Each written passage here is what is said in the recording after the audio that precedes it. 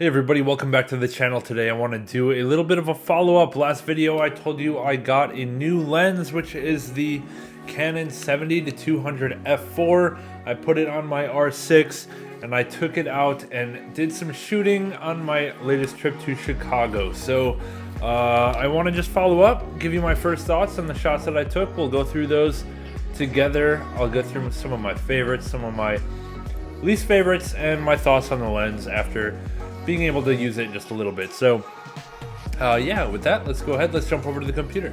Okay, so I switched over to the computer so I can just quickly switch over to Lightroom as well and talk you through some of my favorite photos from my Chicago photo shoot with the 70-200, and you know, while talking about them, kind of give things I learned or I guess tips that I would suggest when shooting with this lens. Just from my first time using it. Maybe this is common knowledge for those who have been shooting with it for a while, but if it's not, hey, hopefully at least one of these tips can help you out. So let's switch over to Lightroom, and I picked out my favorite, I don't know, 10 or so images from my shoot, and we can talk about them. Just in general, I'm happy with all the quality of the images that I was getting with this lens, expected of an Canon L lens. Happy with how zoomed in this is, and just the clarity we're getting out of these images is very good. A couple of things I wanted to talk about. First is kind of just things I learned. I was shooting some shots of Becca. She was my model. Eyes were closed in this shot, I believe. Let's see. Yeah. Anyway, she was my model for this trip, this shoot. So her Instagram is down in the description below. But anyways, I wanted to talk about some things I was learning on the fly while shooting portraits with the 70-200. So something I was learning taking portraits with a high zoom lens is that you want to take advantage of showing off the relative size of your subject compared to the background.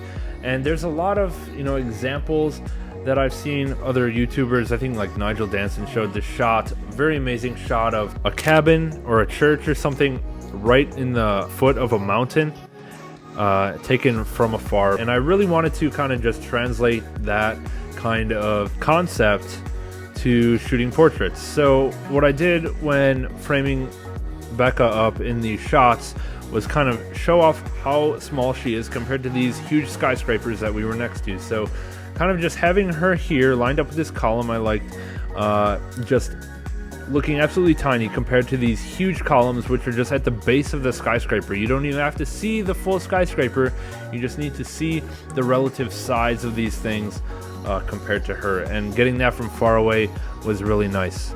And here's like another similar concept, taken, this one is at 200 millimeters, so I'm pretty happy with that. But just seeing her compared to these pillars in the background, these buildings are going up and up, effectively endless to the eye. You can't really tell how big these things are that she's standing next to. Could be infinitely big, and I also like in this particular photo, you don't know how far down this goes either. Anyways, yeah, that's a way I like to take advantage of the higher zoom lenses like 70-200, is just to emphasize the relative size of your subject compared to the background by getting really far away, only getting part of the background. And that way the viewer doesn't know how big it really is. It could be, their mind can make it bigger than it actually is. So always take advantage of your equipment when you can. That leads me actually to my next tip.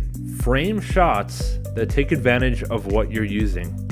For example, this is not a shot I'm showing off particularly. I'm just showing you guys the situation I was in. So we had this set of skyscrapers that look really nice, but even at this is taken at 87 mil, but you know, even at 70 mil, which is like as zoomed out as I could, I would not have gotten the full set of skyscrapers in the frame, much less any foreground. You know, the foreground stuff would be all cut off or whatever. So what I would advise not doing is trying to use your equipment to do something that other equipment could do better, because it just makes it look, I think, in my opinion, poor quality. It makes it look like you don't know how to use your equipment. Instead of trying to do something that your lens shouldn't be doing, you should try to take advantage of the strengths of your lenses to capture something that only that lens could capture. So for this particular shot, what I did instead of trying to get all of these buildings in frame is I zoomed in and captured just this frame here with all the lights reflecting off the windows and all the particular windows lit up. And really, this took advantage of the zoom capability of the lens. No other lens, you know, that can normally capture these buildings from a distance, for example the 15 to 35 could not capture this. So just take advantage of the zoom on your lens in scenarios where the first thing you might think of is get a picture of that building, which would require the whole building in frame. Instead, take a picture of a part of that building that only your lens could get, because nobody else is really thinking of doing that. Okay, so it'll be a unique shot, and you don't know what you might be able to get out of it if you just start to think in different frames, think in different focal lengths, and so forth. So I guess that would be my next tip, or a next thing I learned from shooting with the 70 to 200 for the first time. And then just a couple other photos that I got from a distance, really nice, of this family. This is taken at 200mm at f4 ISO 640, pretty high quality, pretty satisfied with that. Also, I was able to capture this one shot. I was waiting for the pigeons to start flying away, but I got this one at 70mm. I learned that this lens is quality for whatever I needed it for. I was very happy with how it performed. I also have this shot of Becca here, this one here, and this one next to it. I was very happy with how in focus Becca was compared to her background, as is expected when opening up your aperture as big as it can go. Yes, if I had the f2.8, it would have been a nice object separation. It would have been a nice, more blurred background with maybe more bokeh in these lights, but I'm very happy with the results from just using the f4, the cheaper version. This is all I'm looking for. This is all I need. You can still get the nice blurred background that you're looking for when taking portraits,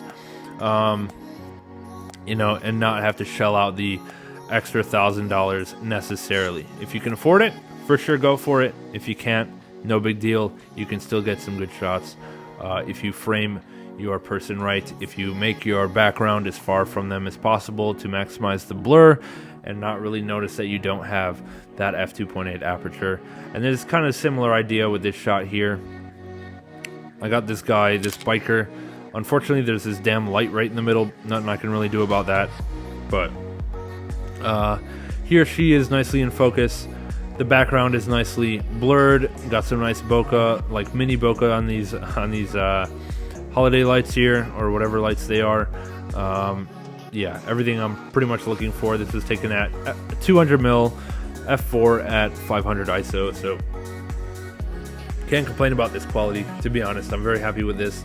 Very happy with how it's turning out, with how I like to edit my photos. That's my pretty much summary of my shoot in Chicago. Hope you guys enjoyed this video. Leave a comment if there's any of these photos that you liked in particular you would like to see me edit. I can remake the edit for you, walk you through my process for editing that photo. I'd be happy to do that. Just let me know in the comments, and make sure you hit subscribe if you are enjoying the channel. Leave a like if you're enjoying the video, and with that, we will catch you guys in the next one. Thank you.